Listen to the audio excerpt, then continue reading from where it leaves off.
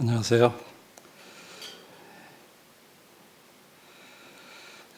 우리 말씀을 나누기 전에 좀 한두 가지 소식들 또 기도 제목들을 좀 나누겠습니다. 지난 5월 26일 날 그 필리핀에 한 자매님, 에버린이라고 하는 자매님 이제 긴급하게 이렇게 위독하다고 하시는 이제 그런 소식들을 이제 들어서 기도 요청을 드렸었는데 조금 괜찮아지는 것 같다 그러시더니 이제 오늘 아침에 이제 소천하셨다고 하는 이제 그런 얘기를 들었어요.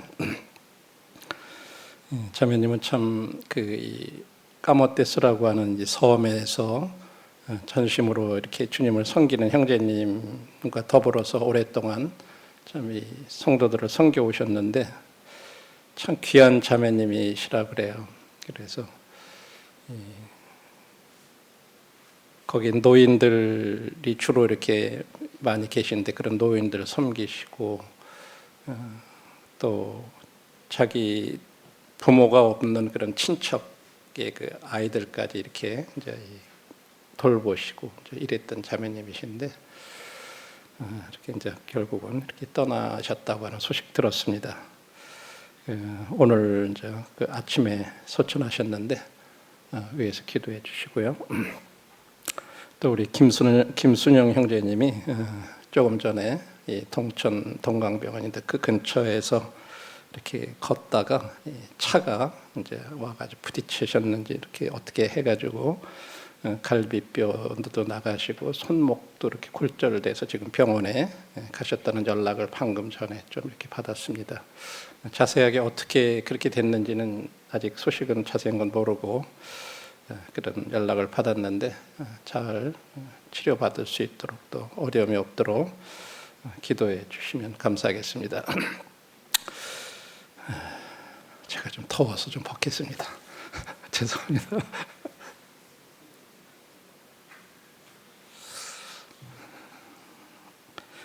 오늘은 그 지난주에 이어서 지난주에는 이 다윗이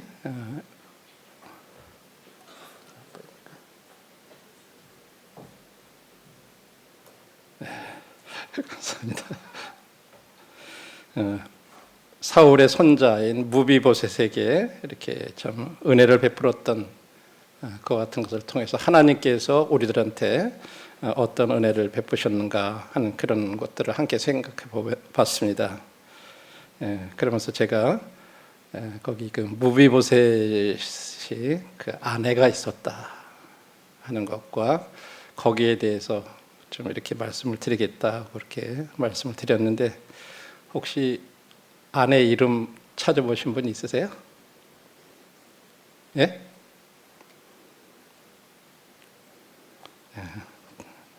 찾으면 제가 뭐 드린다고 그랬는데 예. 오늘은 그 말씀 전에 그 뒷부분에 그 부분을 이 무비보셋의 아내에 대해서 말씀을 좀 드리고 사무엘하 16장을 먼저 좀 이렇게 보도록 하겠습니다. 사무엘하 16장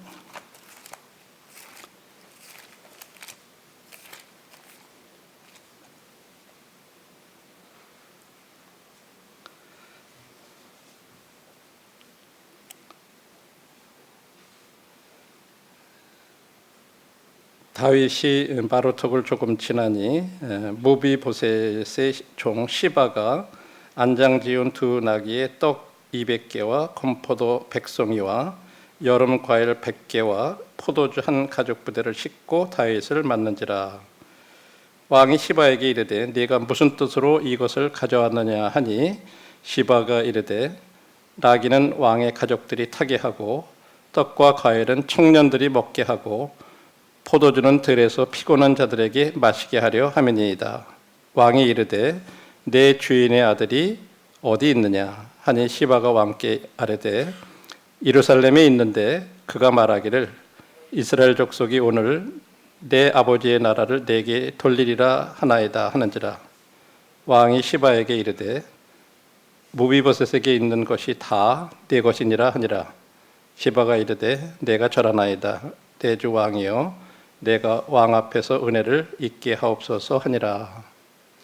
자, 오늘 그 처음에 타이틀이 압살롬의 반란 성공과 다윗의 피신이라고 하는 이제 제목으로 이렇게 말씀을 드리는데, 이 말씀은 지금 아들 압살롬이 반란을 일으켜서 지금 다윗이 이제 피신을 하는 그런 내용입니다. 그런 가운데 특별히 이제 이렇게 피신을 할 때 그 무비보셋의 그 종이었던 시바가 여러 음식과 나귀와 이런 거를 가지고 이제 왕이 피신가는 그 길에 만나서 왜 이런 거 가져왔냐, 그러니까 거기 함께하는 청년들이 먹게 하고 피곤한 자들에게 마시게 하고 그렇게 하기 위해서 가져왔습니다. 또 왕의 가족들이 이런 나귀를 타고 가게 하시기 위해서 굉장히 왕한테 아주 그 선심을 쓰는 것 같은 아주 그런 것을 얘기해요. 그러니까 왕이 너 그럼 무비보셋은 그럼 어디 있느냐 그랬을 때 예루살렘에 그냥 있습니다. 그러면서 이스라엘 족속이 오늘 내 아버지의 나라를 내게 돌리리라. 다시 말해서 자기를 이제 다시 이스라엘 사람들이 왕으로 이렇게 섬길 거라고 그랬습니다 하고 이렇게 얘기를 했어요. 그 얘기를 듣고 지금 다윗이 무비보셋에게 있는 그 재산을 다 이제 내 것이다라고 이렇게 얘기를 합니다. 자, 이것이 이제 우리가 이제 지금 3절에서 나오는 말씀만 제가 이렇게 기록을 해놨습니다. 이게 이제 오늘 핵심적인 그런 내용이고, 이것과 이제 나중에 다시 무비보셋과 연결되는 그런 내용이기 때문에 이렇게 여기만 하고요. 나머지는 이제 계속 그 말씀을 전하는 가운데서 말씀드리겠습니다. 지금 이제 이 15장을 우리가 읽어보진 않았지만 15장에서는요, 다윗이 이제 압살롬이 반역했다는 소식을 듣고는요, 예루살렘을 떠나기로 결정을 해요. 왜 그러냐면 압살롬 세력은 점점 이 압살롬이 왕이 되려고 하는 그 음모에 가담했던 사람들이 막 늘어났어요. 그래서 만일에 자기가 이 아들하고 이렇게 싸우면 결국은 그 예루살렘에서 많은 사람들이 죽임을 당할 거라고 하는 것을 이렇게 알고 있었어요. 그런 이제 그런 것을 이제 이 다윗은 원하지 않았기 때문에 그냥 압살롬이 이 지금 헤브론이라는 곳에서 지금 이쪽으로 오고 있는 거거든요. 그러니까 예루살렘에 도착해서 오기 전에 그래서 자기 충실한 그 추종자들하고 함께 지금 예루살렘을 떠나서 유대 광야로 내려가 가지고 이제 요단을 건너가려고 그렇게 이제 결정을 한 거예요. 이게 이제 15장의 내용이고, 16장이 이제 그 후에 그 피신하는 가정 가운데서 일어났던 일들을 기록을 하고 있습니다. 우리가 이제 이 말씀을 다 읽어보지는 않았기 때문에 시간 관계상 제가 그냥 바로 말씀을 드리겠습니다. 이 16장을 통해서 하나님께서 저희들한테 주시려고 하는 교훈이 두 가지가 있는데, 때때로는 하나님께서 우리 상황이 더 나빠지도록 하는 그런 환경을 허락하신다고 하는 거예요. 지금 다윗의 경우가 지금 그런 거예요. 아들이에요. 아들이 아버지를 배반하고 지금 왕이 되려고 해가지고 지금 쫓겨난 거예요. 그렇게.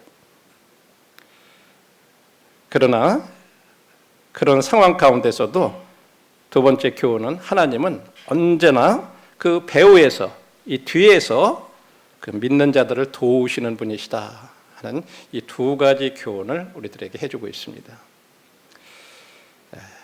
첫 번째로 하나님께서는 때때로 상황이 더 나빠지도록 하신다 하는 상황은 어떤 거냐면, 아들한테 쫓겨서 가는데 이 16장에 보면 감난산을 이제 이 기드론 시내를 건너서 언덕으로 쭉 올라가면 이제 감난산이 동산이 나와요. 그 동쪽에 이렇게 이르렀는데 옛날 사울 왕의 친척이 한 사람이 시므이라는 사람이 나와가지고 막 다윗에게 돌을 던지면서 저주하기 시작하는 거예요. 자, 그 말씀을 한번 조금 살펴보시죠. 사무엘 16장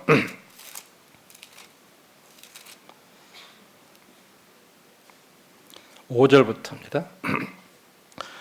다윗 왕이 바후림의 이름에, 여기가 이제 이 감난산 동쪽인데, 거기서 사울의 친족 한 사람이 나오니 게라의 아들이요 이름은 시므이라. 그가 나오면서 계속하여 저주하고 또 다윗과 다윗 왕의 모든 신하들을 향하여 돌을 던지니 그때 모든 백성과 용사들은 다 왕의 좌우에 있었더라. 시므이가 저주하는 가운데 이와 같이 말하니라. 피를 흘린 자여, 사악한 자여, 가거라, 가거라. 사울의 족속의 모든 피를 여호와께서 네게로 돌리셨도다. 그를 이어서 네가 왕이 되었으나 여호와께서 나라를 네 아들 압살롬의 손에 넘기셨도다. 보라, 너는 피를 흘린 자이므로 화를 자초하였느니라 하는지라. 지금 아들한테 쫓겨가는 것도 서러운데 옆에서 또 이 시므이라는 사람이 와서 지금 막 이렇게 저주를 하는 거예요. 이 피 흘린 자요, 너 그 대가로다가 네 아들한테 이렇게 쫓겨가서 이렇게 한다. 어려운데 상황이 더 나빠지는 거예요 지금. 그렇죠? 지금 마음이 얼마나 어려울 텐데 거기에다가 또 옛날에 했던 얘기를, 어떤 자기의 과거를 들추면서 막 얘기하는 거예요. 사실은 이 시므이가 이렇게 조롱하고 저주하고 하는 거는요, 근거가 없는 건 사실 아니에요. 실제로 우리아를 죽였잖아요. 피를 흘렸어요. 그 거짓은 아니에요. 그렇죠? 그렇지만 사실은 사울이라든지 요나단의 죽음이라든지 또 그 이 사울의 아들 가운데 이스보셋이라는 사람이 또 있었고, 그 군대장관 아브레라든지 이 앞부분에 보면 그 사울의 가정과 그 군대장관 이런 사람들 죽인 것은 다윗이 절대 죽인 건 아니었어요. 근데 지금 이 시므이는 그런 걸 갖다가 다 다윗한테 지금 얘기하는 거예요. 그거는 옳은 부분은 아니었어요. 어쨌든 간에 지금 이렇게 상황이 더 어려워진 거죠. 그렇지만 다윗은 사울의 가정 가운데 무비보셋 이렇게 돌봐줬죠. 그러면서 사울 왕의 가족의 친절을 베푸는데 많은 노력을 기울여 왔어요. 또 지금 이 시므이가 사울의 친척이라고 그랬잖아요. 그죠? 그가 살아있다고 하는 것도 사실은 다윗이 사울의 가족에게 자비를 베풀었다는 걸 보여주는 거예요. 왜냐하면 앞부분에서도 얘기했지만 원래 새로운 왕조가 일어나면 앞에 이 왕조의 모든 가문을 멸절을 시키는 거예요. 근데 여기 시므이도 아직 살아있는 거예요. 그렇죠? 예. 그러니까 자 9절부터 한번 보세요. 수르야의 아들 아비새가 왕께 여짜오되 이 죽은 개가 어찌 내 주 왕을 저주하리이까? 청하건대 내가 건너가서 그의 머리를 베게 하소서 하니 왕이 이르되 수르야의 아들들아 내가 너희와 무슨 상관이 있느냐? 그가 저주하는 것은 여호와께서 그에게 다윗을 저주하라 하심이니 내가 어찌 그리하였느냐 할 자가 누구겠느냐 하고, 또 다윗이 아비새와 모든 신하들에게 이르되 내 몸에서 난 아들도 내 생명을 해하려 하거든 하물며 이 베냐민 사람이랴. 여호와께서 그에게 명령하신 것이니 그가 저주하게 버려두라. 혹시 여호와께서 나의 원통함을 감찰하시리니 오늘 그 저주 때문에 여호와께서 손으로 내게 갚아주시리라 하고, 다윗과 그의 추종자들이 길을 갈 때에 시므이는 산비탈로 따라가면서 저주하고 그를 향하여 돌을 던지며 먼지를 날리더라.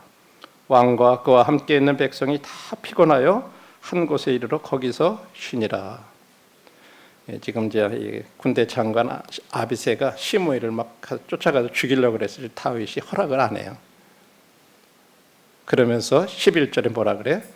이것은 여호와께서 그에게 나를 저주하라고 명령하신 거다. 이렇게 얘기를 해요. 그러니까 그냥 내둬라. 이 다윗은 하나님께서 시므이가 자신을 저주하도록 허락하셨다고 그렇게 믿고 있었어요. 더군다나 그뿐만 아니라 이 나쁜 상황, 이것을 허락하신 것은요, 거기에 보니까 그 저주 때문에 여호와께서 선으로 내게 갚아주시리라. 내게 이런 나쁜 상황 허락한 거는 더 좋은 일이 일어나게 하기 위함이다. 그럴 수도 있다. 그러니까 그냥 둬라. 이렇게 받았다고 하는 거죠. 그런데 우리들은 어떤가요? 상황이 자꾸 계속 악화되면 어떻게 돼요? 또 그런 일이 반복해서 일어나면 우리는 어떤 마음이 들어요? 하나님께서 그런 부정적인 일들이 일어나도록 허락하셨다. 그렇게 우리가 받아들이나요? 우린 대부분의 경우에 처음에 한 번 정도는 하나님이 그러실 수도 있어, 하나님 그렇게 하실 수도 있어 하고 감사하는데, 반복해서 계속 상황이 악화되다 보면 이거 정말 하나님이 이러시는 거야? 진짜 그런 거야? 우리 마음 가운데 의심이 가게 되고 어려운 마음이 되게 되고, 사실 우리들은 모두 그렇다고 생각해요. 또 하나님께서 나쁜 상황 가운데서 다윗처럼 좋은 것을 가져오실 수 있다고 우리가 믿나요? 로마서 8장 28절의 말씀대로 하나님을 사랑하는 자 곧 그의 뜻대로 부르심을 입은 자들에게는 모든 것이 합력하여 선을 이루느니라. 우리 많이 이 말씀 듣고 또 우리가 이 말씀 얘기도 하고, 그런데 진짜 이 상황이 계속해서 우리가 생각한 것보다 또 악화되면 이 말씀에 대해서 우리가 참 믿나요? 이 로마서 8장 28절의 말씀은요, 모든 것이 다 선하다 이렇게 말하고 있는 게 아니에요. 하나님께서는 모든 것을 합력해서 선을 이루신다 이런 말씀이지, 모든 게 다 우리가 보기에 좋은 그런 건 아니라는 거죠. 그리고 궁극적으로 하나님께서 그런 것들이 모든 것이 합력해서 선을 이룬다는 말은 우리가 생각하는 그런 좋은 것, 축복된 것을 이루어 주신다 이런 말이 아니에요. 거기에 뒤에 말씀을 보면 그것은 다 우리들로 하여금 하나님의 아들의 형상을 본받게 하는 것, 이게 선이라고 얘기하고 있어요. 우리들한테 내가 보기에는 그게 굉장히 힘들고 어렵고 안 좋은 건데, 그게 우리들로 하여금 더 하나님의 아들의 형상, 그 인격을 닮아가도록 하는 그런 좋은 거라는 거예요. 그렇게 하신다는 거예요. 그래서 때때로 우리들의 마음 가운데 내가 원하는 대로 안 되고 힘들고 상황이 계속 꼬이고 어려워지고 그럴 때 우리들의 마음이 굉장히 중요해요. 이 모든 것이 우리들로 하여금 더 주님을 닮아가도록 하나님께서 내 모든 상황을 이렇게까지도 허락해 주시는 거야. 이렇게 안 하면 내가 주님을 닮아가는 그런 사람이 안 될까 봐 하나님께서 나를 사랑하셔서 그렇게 하셨다는 거죠. 그래서 우리들이 때때로 이 상황이 이렇게 어려워질 때 그런 것도 하나님이 허락하신 가운데서 이루어진다고 하는 사실을 먼저 첫 번째 우리가 교훈으로 받을 수 있고요. 두 번째는 하나님은 언제나 뒤에서 우리 믿는 사람들을 도우시는 분이라고 하는 거예요. 하나님께서 이 다윗을 뒤에서 도우신 방법이 세 가지를 이렇게 소개를 하고 있어요. 첫 번째는 직접 격려해 주시는 거예요. 두 번째는 다윗이 그 압살롬 피해서 요단강가에 피신해 갔을 때 거기 휴식하면서 거기에 있는 그 피곤한 자기 부하들을 다시 정비해서 재충전해서 이 압살롬과 싸울 수 있는 어떤 준비를 하는 그런 휴식과 재충전의 시간을 통해서 격려해 주시는 거. 그 다음에 또 하나는 한 신실한 친구를 통해서 격려하시는 이 세 가지 방법으로 다윗을 도우신 것을 소개를 하고 있습니다. 첫 번째, 주님께서 직접 자기를 그 어려운 상황 가운데서 격려해 주셨던 것은 우리가 시편 3편에서 그것을 알 수가 있어요. 왜냐하면 시편 3편 1절 말씀 그 제목에 보면 다윗이 그의 아들 압살롬을 피할 때에 지은 시다 이렇게 나와 있어요. 어떻게 하나님께서 도우셨는지. 1절부터 4절을 잠깐 보면 여호와여 나의 대적이 어찌 그리 많은지요. 일어나 나를 치는 자가 많으니이다. 많은 사람이 나를 대적하여 말하기를 그는 하나님께 구원을 받지 못한다 하나이다. 그때 이런 고백을 해요. 여호와는 나의 방패시오 나의 영광이시오 나의 머리를 드시는 자니이다. 내가 나의 목소리로 여호와께 부르짖으오니 그의 성산에서 응답하시는도다. 하나님께서 직접 자기의 방패가 되시고 영광이 되시고 그 다음에 자기 머리를 드는 그런 분이 되셨다고 하는 것을 이렇게 고백을 하고 자기가 그 어려울 때 부르짖었을 때 참으로 응답하실 분으로 이렇게 얘기를 해주고 있어요. 뿐만 아니라 5절로부터 8절 계속해서 보면 내가 누워 자고 깨었으니 여호와께서 나를 붙드십니다. 피신해가지고 왕궁에서 자는 게 아니잖아요. 이 광야에서 그냥 이 나룻가에서 이 요단 강가에서 그렇게 자는데 내가 거기서 누워 자고 깨어 이거 진짜 하나님께서 나를 붙드신 거다. 이렇게 고백을 해요. 그래서 나를 에워싸 진친다 하여도 나는 두려워하지 아니하리로다. 여호와여 일어나소서 나의 하나님이여 나를 구원하소서. 주께서 나의 모든 원수의 뺨을 치시며 악인의 일을 꺾으셨나이다. 구원은 여호와께 있사오니 주의 복을 주의 백성에게 내리소서. 주님으로부터 이런 직접 그런 격려를 받았던 것을 또 주님이 직접 자기를 보호하시고 지키시고 했던 것을 이렇게 시편 3편을 통해서 얘기를 해주고 있습니다. 이처럼 다윗은 이 피난 당할 그때에 피신할 때 주님으로부터 그런 힘과 격려를 받았다고 말하고 있습니다.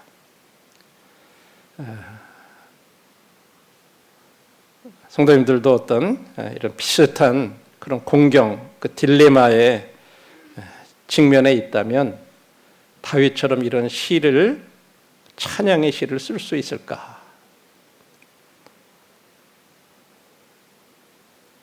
우리가 지금 형제자매님들이 개인적으로 우리가 서로 알지 못하지만 진짜 어떤 다른 성도들한테 얘기할 수 없는 어떤 그런 진퇴양난의 어떤 그런 공경, 그런 딜레마, 진짜 그런 어려운 그런 환경에 있다면 우리 한번 다시 이 말씀을 생각하시면서 주님 안에서 힘과 격려를 얻을 수 있기를 바랍니다.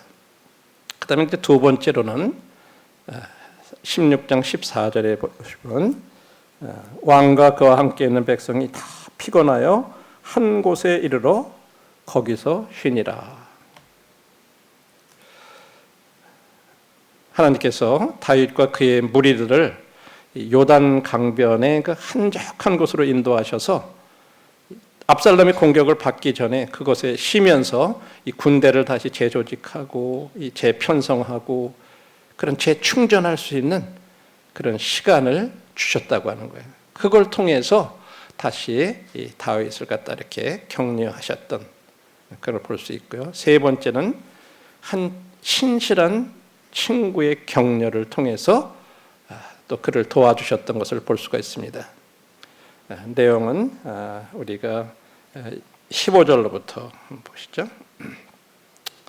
15절로부터 압살롬과 모든 이스라엘 백성이 예루살렘에 이르고 아히도벨도 그와 함께 이른지라.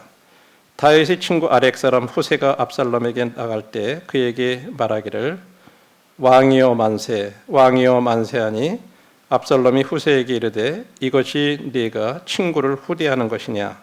네가 어찌하여 네 친구와 함께 가지 아니했느냐 하니 드디어 이제 압살롬이 반역을 해서 헤브론에서부터 이제 예루살렘에 이렇게 이르렀는데 거기에 아히도벨이라는 사람과 여기 보면 후세라는 두 사람이 등장하는데 두 사람 다 다윗 왕의 어떻게 되면 이 모사라고 그러죠.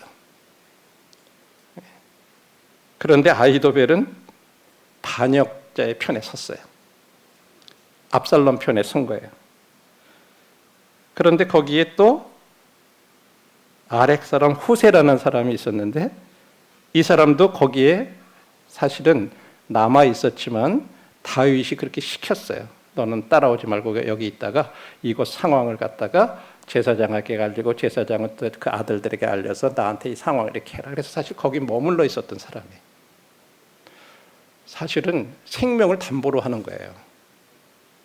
후세의 경우에는 만일에 거기에서 압살롬이 그냥 너 뭐 이전에 우리 아버지한테 뭐 이렇게 했더니 너 아버지 여기 그렇게 나오잖아요. 야, 이거 네가 네 친구를 후대하는 거냐? 그게 다윗을 후대하는 거냐? 네가 어쩌하여 네 친구와 함께 가지 않았는데 너 왜 아버지 다윗하고 함께 가지 않았냐? 이렇게 물어본 거예요. 그러니까 뭐라 그래요? 후세가 압살롬에게 이르되 그렇지 아니하나이다. 내가 여호와와 이 백성 모든 이스라엘의 택한 자에게 속하여 그와 함께 있을 것이니이다. 또 내가 이제 누구를 섬기리이까? 그의 아들이 아니니까 내가 전에 왕의 아버지를 섬긴 것 같이 왕을 섬기리이다 하니라. 예, 그다음에 이제 어떻게 보면 위장 전향하는 거예요. 위장으로다가. 예. 그래서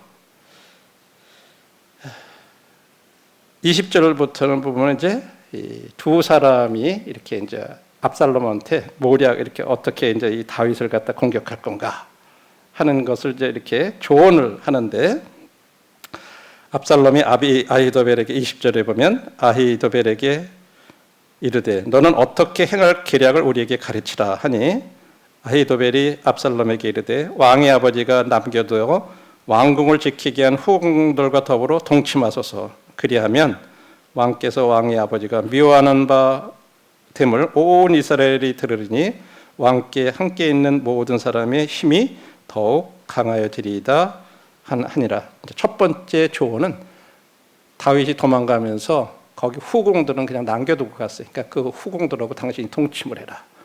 그러면 백성들이 다 당신이 더 오게 될 거다. 이렇게 했고, 그래서 이제 압살롬이 실제 그렇게 해요.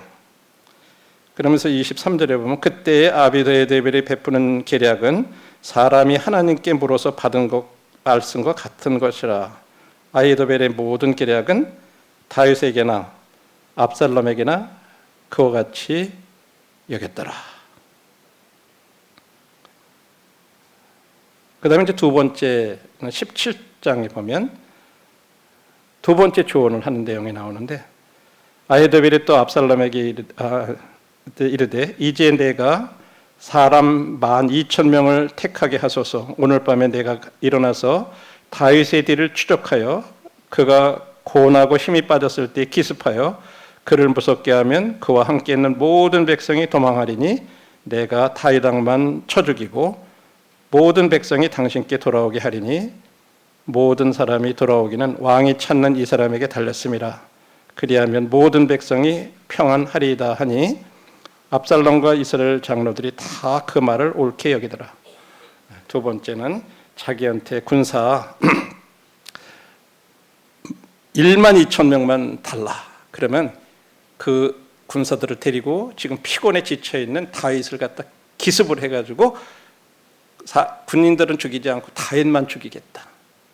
다른 백성들은 죽이지 않고. 그러니까 압살롬하고 다른 장로들이 그거 옳겠다. 그때 압살롬이 5절에 보면 후세도 한번 들어서 그 말도 들어보자 그래요. 그러니까 후세가 6절에 보면 17장 6절에 압살롬에게 이르되 압살롬에게 이르매 압살롬이 그에게 말하여 이르되 아히도벨이 이러이러하게 말하니 우리가 그 말도 행하랴? 그렇지 아니하거든 너는 말하라 하니 후세가 압살롬에게 이르되 이번에는 아히도벨이 베푼 계략이 좋지 아니하나이다 하고 또 후세가 말하되 왕도 아시거니와 왕의 아버지와 그의 추종자들은 용사라. 그들은 들에 있는 곰이 새끼를 빼앗긴 것 같이 격분하였고 왕이 붙이는 전쟁에 익숙한 사람인즉 백성과 함께 차지 아니하고 그가 지금 어느 굴에나 어느 곳에 숨어 있으리니 혹 무리 중에 몇이 먼저 엎드러지면 그 소문을 듣는 자가 말하기를 압살롬을 따르는 자 가운데서 패함을 당하였다 할지라 비록 그가 사자 같은 마음을 가진 용사의 아들일지라도 낙심하리니 이는 이스라엘 무리가 왕의 아버지는 영웅이요 그의 추종자들도 용사인 줄을 알미니이다. 나는 이렇게 계략을 세웠나이다. 온 이스라엘을 단에서부터 부활새벽까지 바닷가에 많은 모래같이 당신께로 모으고 친히 전장에 나가시고 우리가 그 만날 만한 곳에서 그를 기습하기를 이슬이 땅에 내린같이 우리가 그 위에 덮여 그와 함께 있는 모든 사람을 하나도 남겨두지 아니할 것이요 또 만일 그가 어느 성에 들어있으면 온 이스라엘이 밧줄을 가져다가 그 성을 강으로 끌어들여서 그곳에 작은 돌 하나도 보이지 아니하게 할 것이니라 하며 압살롬과 온 이스라엘 사람들이 이르되 아렉 사람 후세의 계략은 아히도벨의 계략보다 낫다 하니 이는 여호와께서 압살롬에게 화를 내리려 하사 아히도벨의 좋은 계략을 물리치라고 명하셨음이었더라. 두 번째 친구 후세는요, 그렇게 하면 안 됩니다. 왕은 너무나 이 전쟁을 잘하는 사람인지 모르니까 그렇게 해서는 안 되고 아예 이스라엘 백성 전체 단에서 부엘세라는 말은 이스라엘 전 국민을 백성을 다 모아가지고 그 많은 군사를 데리고 한꺼번에 그냥 가가지고 덮치면 피할 길이 없을 겁니다. 이렇게 한 거예요. 사실은 근데 거기에는 어떤 것이 있냐면 자 이스라엘 백성들 다 이렇게 모으는 사이에 시간이 걸릴 거 아니에요. 시간을 벌어주기 위한 거예요. 다윗이 피신할 수 있는. 그렇게 하면서 그 얘기를 하니까 압살롬이 그 말을 받아들인 거죠. 그래서 다윗이 피신할 수 있게 됐어요. 그래서 이 한 신실한 친구가 이렇게 충성스럽게 이렇게 그 압살롬에게 한 그것을 통해서 하나님께서 그를 뒤에서 도우신 거예요. 예. 지금 후세가 압살롬한테 그렇게 했잖아요. 나는 여호와와 이 백성과 18절에 모든 사람이 택한 자에게 속하여 그와 함께 거하리라. 사실 그렇게 말했을 때 후사가 이게 지금 압살롬을 가리켜서 한 말일까요? 그를 염두에 두고 한 말일까요? 그 말이 아니에요. 그럼 후세가 거짓말을 한 거 아니에요? 그렇지만 여기 보면 그가 이렇게 얘기해요. 하나님의 영광과 이스라엘의 행복을 위하여 하나님의 택하신 기름 부음 받은 왕을 섬기겠다 라고 이렇게 얘기한 것은 사실은 다윗을 두고 한 말이에요. 후세의 마음속에는. 그렇지만 압살롬은 그렇게 들리는 거죠. 자기를 위해서 그렇게 하는 걸로요. 후세가 거짓말한 건 아니에요. 그가 하나님의 영광과 이스라엘 행복을 위해서 하나님이 택하신 기름 부은 왕을 섬기겠다.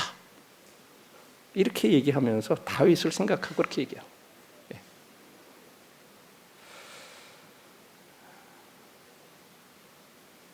하나님께서 이렇게 여러 가지 방법으로 다윗을 도와주셨는데 주님은 우리를 위해서도 그렇게 하실 거라고 하는 것입니다.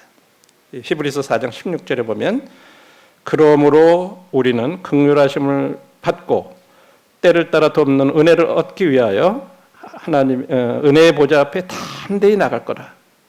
때를 따라 돕는 은혜. 우리가 필요할 때 하나님은 항상 다양한 방법으로 뒤에서 우리 신자들에게 믿는 사람들에게 도움을 주실 거라고 하는 거예요.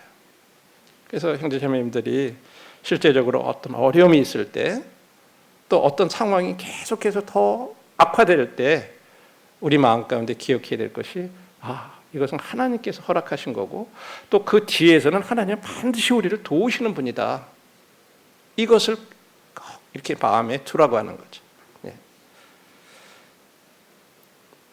때를 따라 돕는다는 말은 필요할 때 거기에 맞는 어떤 그런 것을 은혜로서 우리에게 베풀어 주신다는 거죠. 그래서 우리들로 하여금 은혜의 보좌 앞에 담대히 나오라고 이렇게 말씀을 하고 있어요. 자, 이제 우리가 이 말씀 가운데서 실제적으로 적용해보는 어떤 그런 문제들을 한번 생각해보죠. 지금 시므이가 다윗을 저주하고 모욕했을 때요, 다윗은 보복하지 않았어요.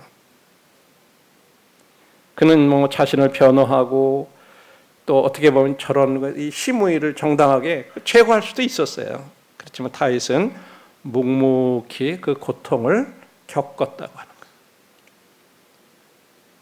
우리들도 진짜 어떤 어려움이 있을 때 환경적으로 어려울 수도 있고 건강으로 어려울 수도 있고 또 어떤 사람으로 인해서 어려울 수 있고 그럴 때 진짜 침묵 속에서 우리가 고통을 받을 수 있나?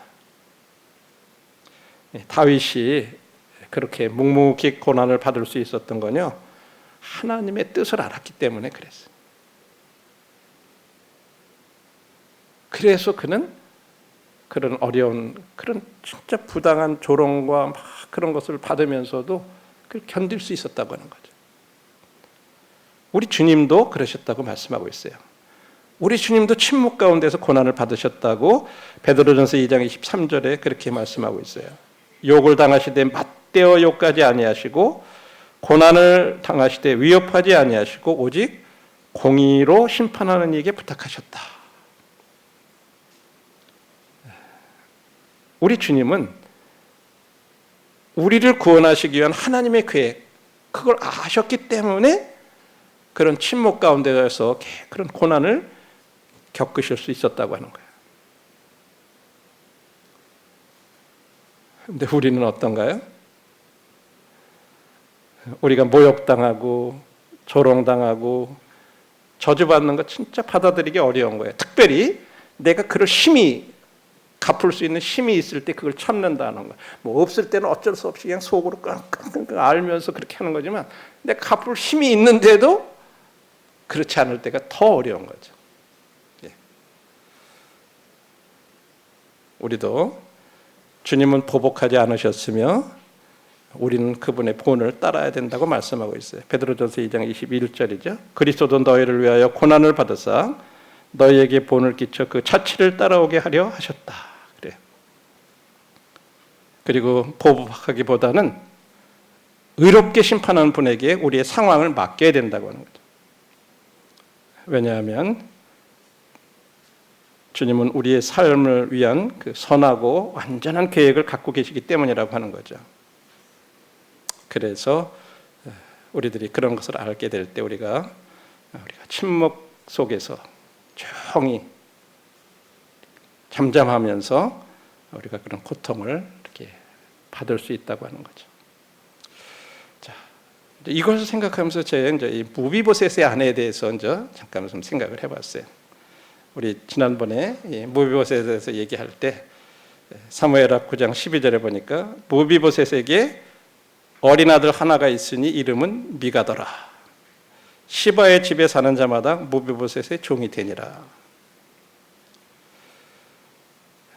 무비보셋의 이름 몰라요, 그렇죠? 성경에 나와 있지 않아요.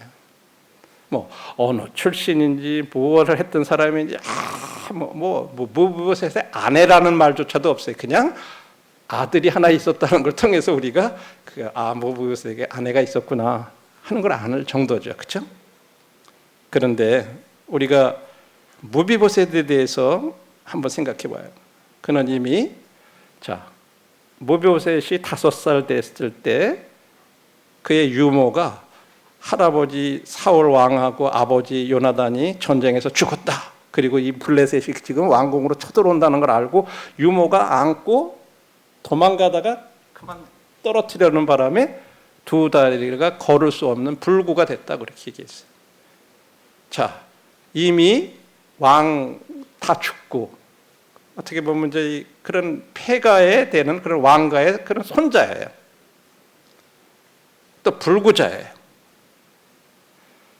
그런 사람하고 결혼을 했다고 하는 거죠. 그죠?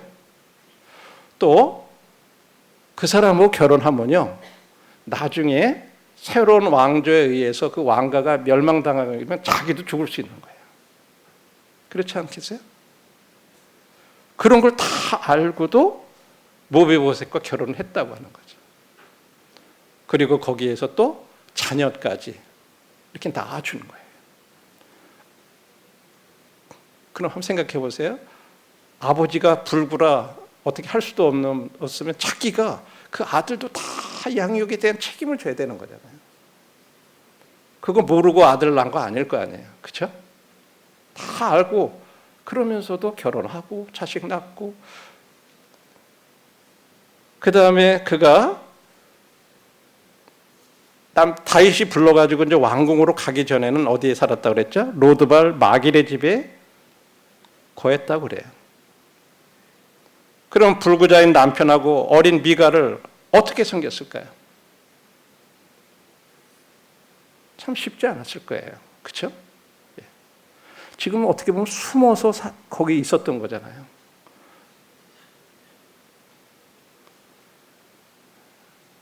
그 다음에 무비보셋이 이제 왕궁에 가가지고 왕의 상에서 먹는 날 동안에 과연 그 아내는 어디에 머물렀을까? 제가 좀 궁금해 생각이 됐어요. 한번 생각해 봤어요. 어디에 머물면서 그 아들을 양육했을까?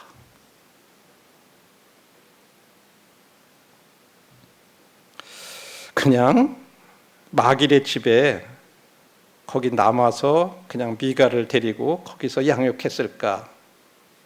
아니면 무비보셋과 함께 이렇게 이제 예루살렘으로 올라와서 먼저 왕궁에는 못 들어가더라도 뭐 근처나 어디에 가까운 데 이렇게 있으면서 미가와 함께 이렇게 머물렀으면서 그때 이제 이 왕이 시바한테 그 집안에 그 이 무비보셋 집안에게 양식을 대주고 먹게 하라고 이렇게 했잖아요. 그렇죠? 아마 그걸 통해서 그렇게 있었을까? 뭐 그럴 가능성이 더 많을 것 같아요. 그렇죠? 왜냐하면 왕이 만일에 무비보셋 혼자 왔으면 뭐 농사를 지어가지고 거기에 양식을 대서 먹게 하라 이런 얘기를 할 필요가 없었겠죠. 그죠? 아마도 그럴 가능성이 있었을 것 같아요.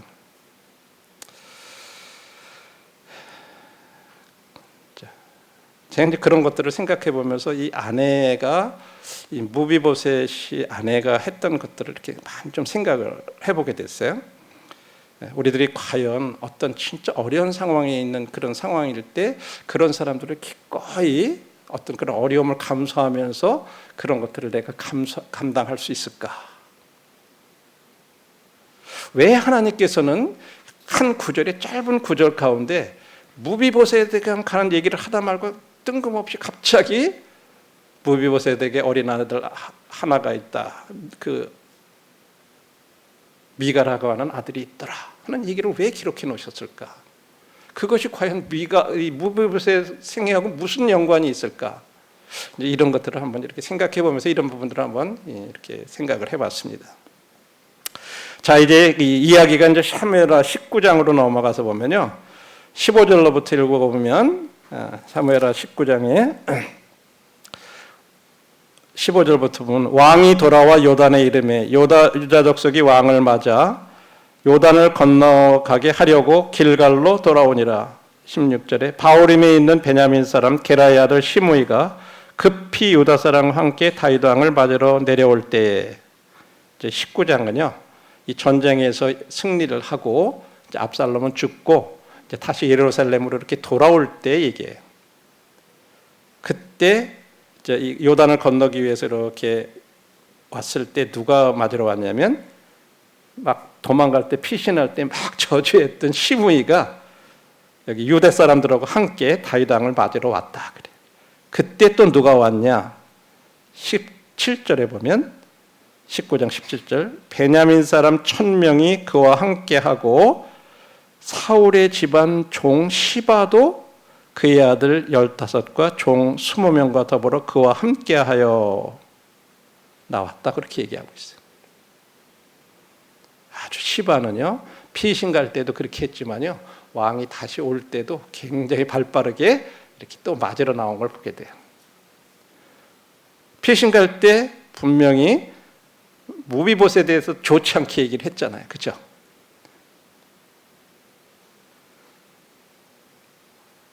근데 시므이에 대한 얘기는 저희들이 본론이 아니기 때문에 일단 24절로 이제 19장 24절부터 30절에 보면 이제 거기 이제 무비보셋 이야기가 다시 등장을 합니다. 19장 24절에 보면 사울의 손자 무비보셋이 내려와 왕을 맞으니 그는 왕이 떠난 날부터 평안히 돌아난 날까지 그의 발을 맵시내지 아니하며 그의 수염을 깎지 아니하며 옷을 빨지 아니하였더라. 예루살렘에서 와서 왕을 맞을 때 왕이 그에게 물어 이르되 무비보셋이여 네가 어찌하여 나와 함께 가지 아니하였더냐 하니 대답하되 내 주 왕이여 왕의 종인 나는 다리를 절므로 내 나귀의 안장을 치워 그 위에 타고 왕과 함께 가려 하였더니 내 종이 나를 속이고 종인 나를 내 주 왕께 모함하였나이다. 내 주 왕께서는 하나님의 사자와 같으시니 왕의 처분대로 하옵소서. 내 아버지의 온 집이 내 주 왕 앞에서는 다만 죽을 사람이 되지 아니하였나이까. 그러나 종을 왕의 상에서 음식 먹는 자 가운데 두셨사오니 내게 아직 무슨 공의가 있어서 다시 왕께 부르질 수 있사오리까 하니라. 왕이 그에게 이르되 내가 어찌하여 또 내 일을 말하느냐. 내가 이르노니 너는 시바와 밭을 나누라 하니 무비보셋이 이르되 왕께 아뢰되 내 주 왕께서 평안히 왕궁에 돌아오시게 되었으니 그로 그 전부를 차지하게 하옵소서 하니라. 이 사무엘하 16장 3절에서는 시바가 그에 대해서 뭐라 그랬어요? 왕이 네 주인의 아들이 어디 있느냐 하고 물었을 때 시바가 왕께 뭐라 그래요? 그거 예루살렘에 있는데 그가 말하기를 이스라엘 족속이 오늘 내 아버지의 나라를 내게 돌리리라 하나이다 하는지라. 이 말하고 지금 이 말씀을 비교하면 도대체 누가 거짓말을 했는지 확실히 판단하기 어려워요. 그죠? 시바가 거짓말한 건지 무비보셋이 한 건지 어떤 경우인지 간에 하여간 다윗은 시바 말도 무비보셋의 말도 둘 다 완전한 진실을 말하지 않고 있었다 하고 이렇게 믿었던 것 같아요. 그래서 뭐라고 얘기했냐면 그냥 재산을 둘 사이에 나누라 이렇게 판단을 해줘. 자기가 생각할 때 옳다고 그냥 생각하는 대로 그렇게 한 것 같아요. 둘 다 말을 들어보니까 그런 것 같아요. 근데 저도 이렇게 볼 때 무비보셋이 취한 그 태도를 보세요. 반씩 나누라니까 다 주라고. 난 안 가져도 된다고. 자기 진실을 아마 그렇게 표현한 게 아닌가 싶어요. 어쨌든 이런 상황들을 이렇게 보면서 전 그런 생각을 또 해보게 됐어요. 그럼 다윗이 압살롬의 반역을 피해서 피신을 가 있는 동안에 무비보셋은 누가 돌봤을까? 그동안에 왕궁에 있을 때는 왕의 식탁에서 계속 먹여줬잖아요. 피신 갔을 때는 그럴 수가 없잖아요. 그 기간 동안에 누가 그를 돌봤을까? 시바가 돌봐줬을까요? 피신 갈 때 다윗당하게 지금 무비보셋이 당신을 배반했다고 이렇게 모함하고 그런 사람인데 시바가 더 이상 무비보셋을 돌봤을까? 그런 가능성이 그렇게 많지 않을 것 같아요. 그렇다면 누가 다윗 왕이 피신 기간 동안에 그를 돌봤을까? 저는 이런 부분들에 대해서 아마 그 아내가 근처에 있다든지 그렇게 할 가능성이 더 많지 않았을까? 그런 생각을 해봐요. 그러면서 결론의 말씀을 드리면 때때로 우리들의 상황이 더 나빠질 때 우리 낙심하지 말자고 하는 거예요. 왜? 하나님은 언제나 뒤에서 우리 믿는 자녀들을 도우시는 분이기 때문에. 아마 이 무비보셋의 아내도 그런 환경 속에서 굉장히 어려웠을 거라고 생각해요. 쉽지 않았을 거라고 생각해요. 그러나 그런 묵묵히 그 불구된 자기 남편을 갖다가 끝까지 이렇게 잘 도왔던 그런 여인이 아니었나 하는 그런 생각도 해봐요. 우리도 이 말씀들을 통해서 우리 침묵 속에서 하나님께서 우리들의 허락하신 이런 고통을 잘 감내하는 저와 형제 자매님들이 되셨으면 좋을 것 같습니다. 감사합니다.